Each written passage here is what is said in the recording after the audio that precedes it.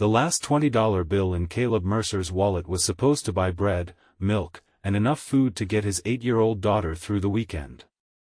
Instead, he placed it into the trembling hand of a stranger sitting alone on a bus stop bench, not knowing that this single act of kindness would completely change his life 3 weeks later. Caleb had been fired less than an hour earlier. His rent was overdue, his truck was almost out of fuel, and his daughter, Maisie, had been waiting at school with a backpack full of unfinished homework and a stomach that had started growling before lunchtime. Yet when he saw the woman staring helplessly at a prescription bag and counting coins in her palm, he could not walk away. Before we continue, if you believe kindness, forgiveness, hope, and second chances can change a person's life, please take a moment to like this video, leave a comment, share it with someone who needs hope today, and subscribe to our channel so you can remain part of our family and our community. Caleb had never imagined that losing his job would happen so quietly. There was no dramatic argument, no warning shouted across an office, and no chance to defend himself. One moment he had been a maintenance supervisor at a large manufacturing company, and the next he was standing beside a cardboard box containing 12 years of his life.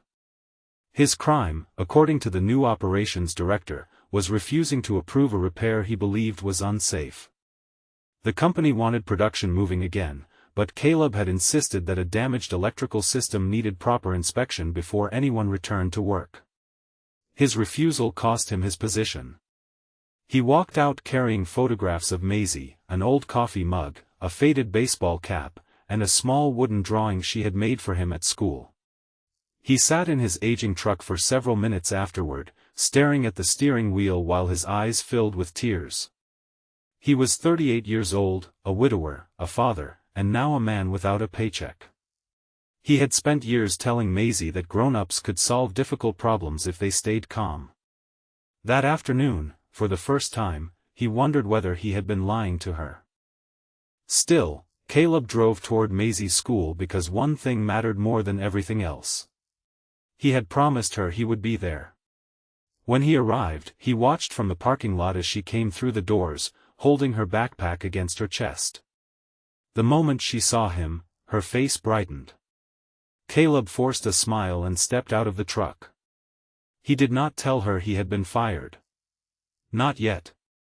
He simply asked about her day, listened to her excited explanation about a science project, and drove them toward home. On the way, they stopped at a small grocery store. Caleb checked his wallet and saw only one $20 bill.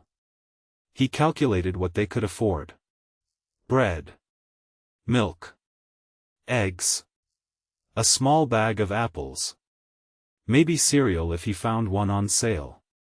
He was reaching for his truck keys when he noticed the woman at the bus stop outside.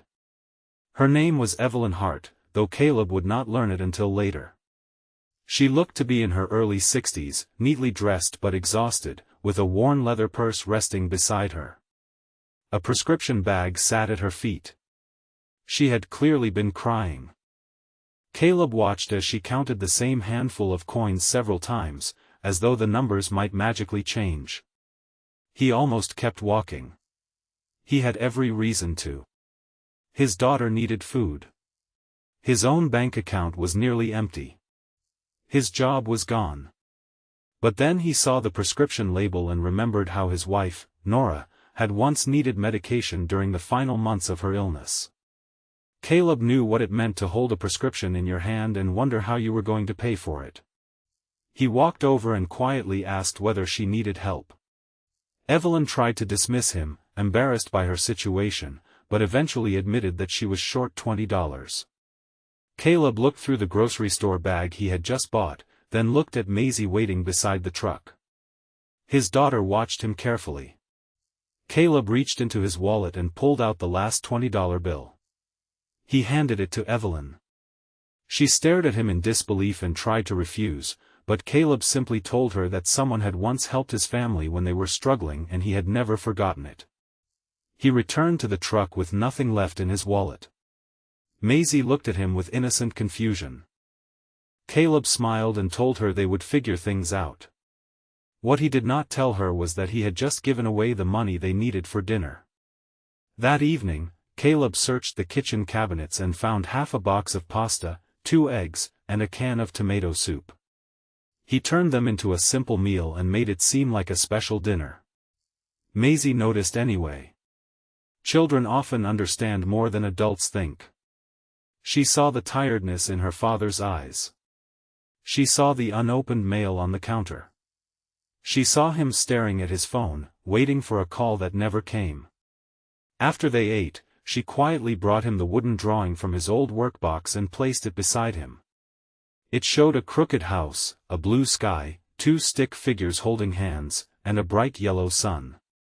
Underneath, in uneven handwriting, she had written, "Home is where Dad is." Caleb looked at it for a long moment before pulling her into his arms. He promised himself that whatever happened next, he would never let his daughter believe that losing money meant losing hope. The following days were brutal. Caleb applied for every maintenance and repair position he could find. He filled out applications during breakfast, made phone calls during lunch, and drove across town in his aging truck whenever someone agreed to meet him. Some employers considered him overqualified. Others questioned why he had left his previous company. He refused to lie about the safety incident, even though telling the truth seemed to make finding work harder. At the same time, bills continued arriving. His landlord gave him another week. His truck needed repairs. Maisie's school required money for a field trip she had been excited about for months. Caleb secretly sold his old power tools one by one, even though they were among the few possessions he had kept from his years of working with his hands. 3 days after he gave Evelyn the $20, Caleb received an envelope at his home. Inside was the same $20 bill. There was also a handwritten note thanking him for helping a stranger. Caleb smiled, but he did not keep the money. He used it to buy groceries and never thought much about it again. He had no idea that Evelyn had spent the following days thinking about him. She had noticed the old truck, the child's backpack, the exhausted expression on his face, and the way he gave her money without asking her name. What she did not know was that Caleb had once worked for the company she had founded. Evelyn Hart was the retired founder and majority owner of Hartwell Industrial Solutions, a respected engineering and manufacturing company that employed hundreds of people. 3 weeks earlier, she had quietly returned to the company after several years away from daily operations.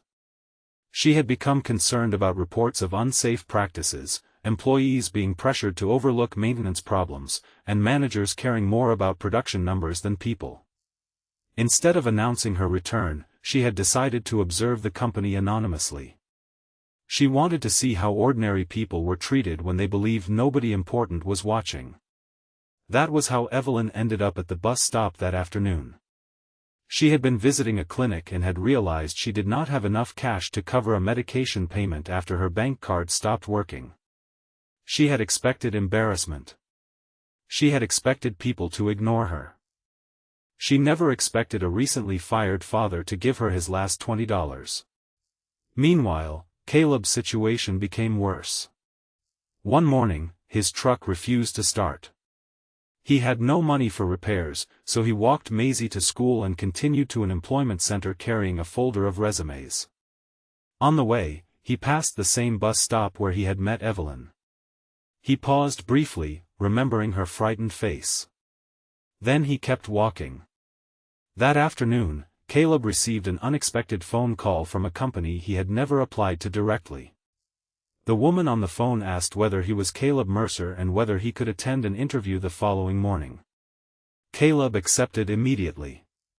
He assumed it was another routine opportunity. He did not know the interview was with Hartwell Industrial Solutions. The next morning, Caleb entered the company's main building wearing his cleanest shirt and the only jacket he owned.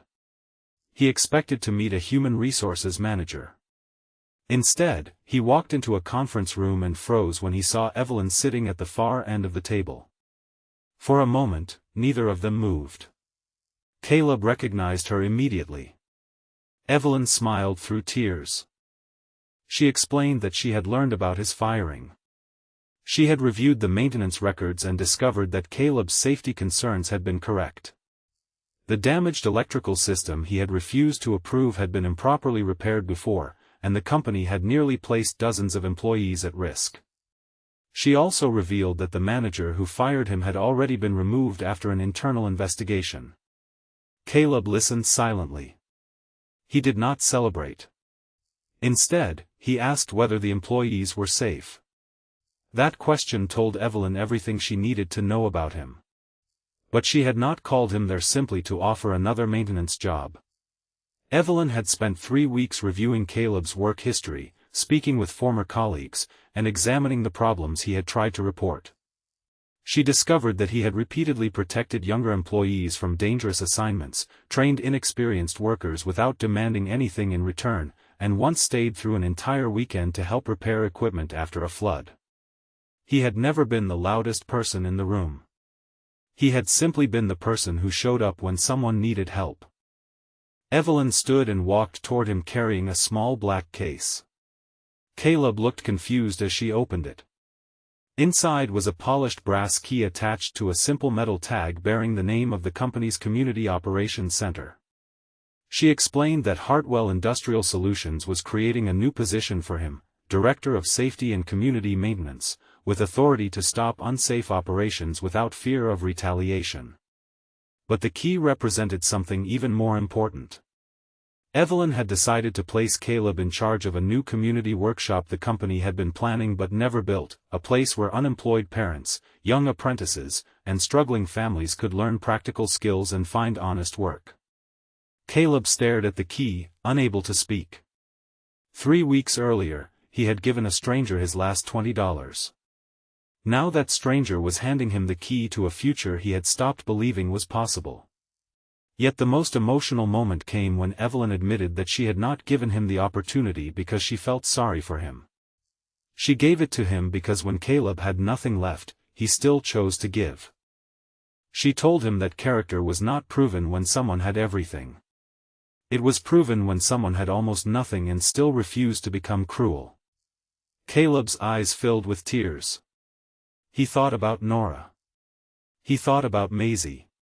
He thought about the wooden drawing that said home was where Dad was.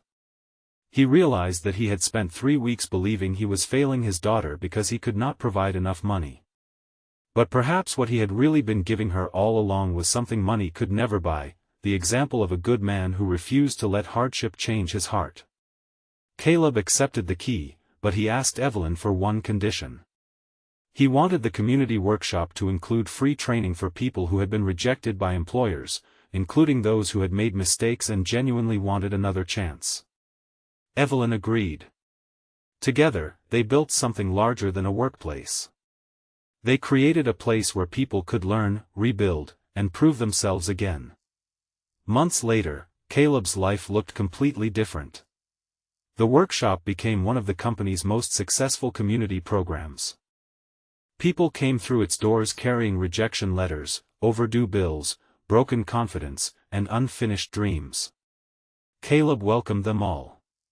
He remembered what it felt like to be judged by one difficult moment. He made sure no one was defined by their worst day.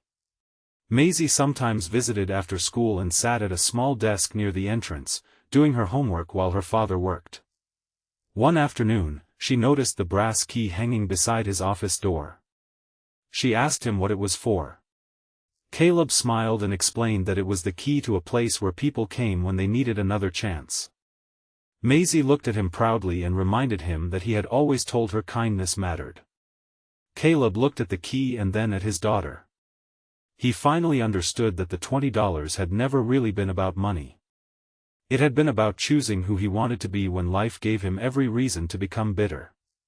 Before we reach the final moment, leave a meaningful comment telling us what you would do if you had only $20 left and saw someone who needed it more than you did. Would you hold on to it, or would you trust that kindness has a way of finding its way back? If this story touched your heart, please like this video, leave a meaningful comment, share it with someone who needs hope today, and subscribe to our channel so you never miss another emotional journey. Caleb never became rich in the way he once imagined. He became something better. He became a man who understood that success was not measured by how much you could keep, but by how much good you could create when you had almost nothing. And every time he turned the brass key to open the community workshop, he remembered the afternoon when he had handed a stranger his last $20. He had thought he was giving away his final chance. Instead, he had unknowingly opened the door to a new life. Sometimes, the smallest act of kindness is not the end of your story. Sometimes, it is the key that unlocks everything waiting for you on the other side.